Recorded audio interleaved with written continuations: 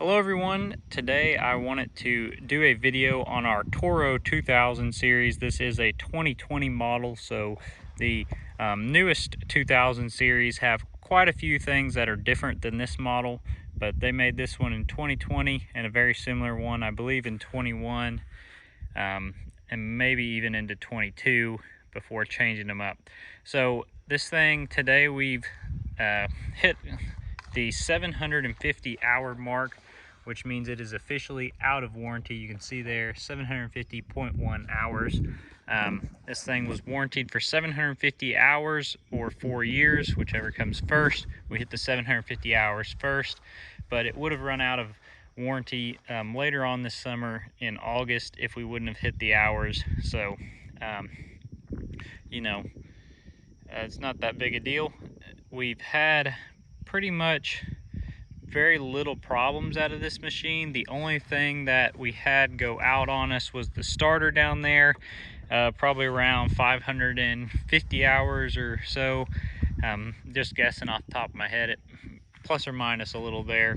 And it was warranted, it was replaced, no big deal. We had the machine back the same day pretty much, and haven't had any problems since then. Other than that, I can't think of anything off the top of my head major that has gone wrong with this.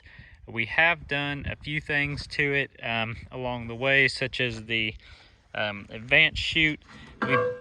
We have some sort of a chute blocker on all of our equipment, and this one we did add the advanced chute. Another thing we did was we put air-free tires on the front because the ones that came with were great, except we tend to get flats pretty easy, especially on our front tires. So we try to have flat-free tires on the front of our mowers. It just saves us a lot of time. Other than that, I don't think we've upgraded anything else. Pretty much the tires are it. And the another thing, and I know a lot of people have had this problem, the top of that, where that went up into the plastic broke. We just stuck a bolt in there. That happened like the first year we had it. Just stuck a bolt in there, hadn't had any problem with contaminants getting in there or oil coming out, so that's not a big deal. And then another thing is we've tried to, like I said, regularly change oil, air filters, spark plugs, fuel filter, service the hydro system when it's needed. And so I feel like that's helped us not have any issues as far as the machine goes. Although it is pretty dirty, we've had a very wet spring. We do try to generally keep them somewhat cleaner than this, and keep them well taken care of. The biggest thing with this machine for us at this point is it's becoming more of a backup machine. Is that we've got a 4000 and a grandstand. Those two are our primary grass mowing machines. This one's kind of number 3 on the depth chart, and it serves as a backup, or when we're running 2 trucks, it's being used, still used quite a bit. We used it a whole lot this spring, especially because of the way the weather's been. It's like you can't work for a couple days, and so then you're running everything you got to try to catch up. So it's gotten quite a bit of use this spring and still holding strong. One thing that I've never really much cared for on this unit is the Kenda tires. I like the Carlisles on our 4000 and also our older Zmaster way better than the Kendas. So if I ever had to replace the tires on this unit, I would price putting Kendas on there, even though they're probably a little bit more expensive. I think that they're going to be a little bit better as far as traction goes. The hydro system on this one feels a little cheaper than like our hydro system on our 4000, which is to be expected. It's not as beefy of a mower.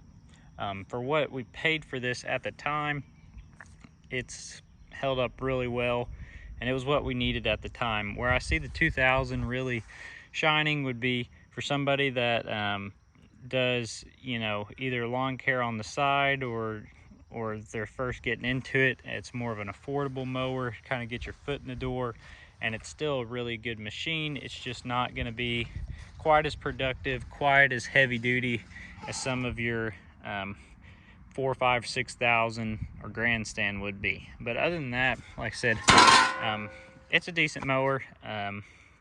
Cuts grass well. We've had good luck with it, and as we continue to grow, it'll probably stick around, but just kind of take more of a backup role for the next little bit. But overall, I'd definitely buy it again, especially at the time it fell at a very, very reasonable price point, and it's done good for us. The seat is pretty comfortable, not as comfortable as some of our other ones, but you know, it's got an adjustment down there and everything, and it does pretty good. And we've really, like I said, we've had good luck with it, and we're going to continue to run it. And I'll try to update everybody. I think the last time I did a video might have been around 500 hours on this thing, but we'll try to give an update once we hit 1,000 and just see how it's still holding up. So that's just an update on this machine. I hope it helps.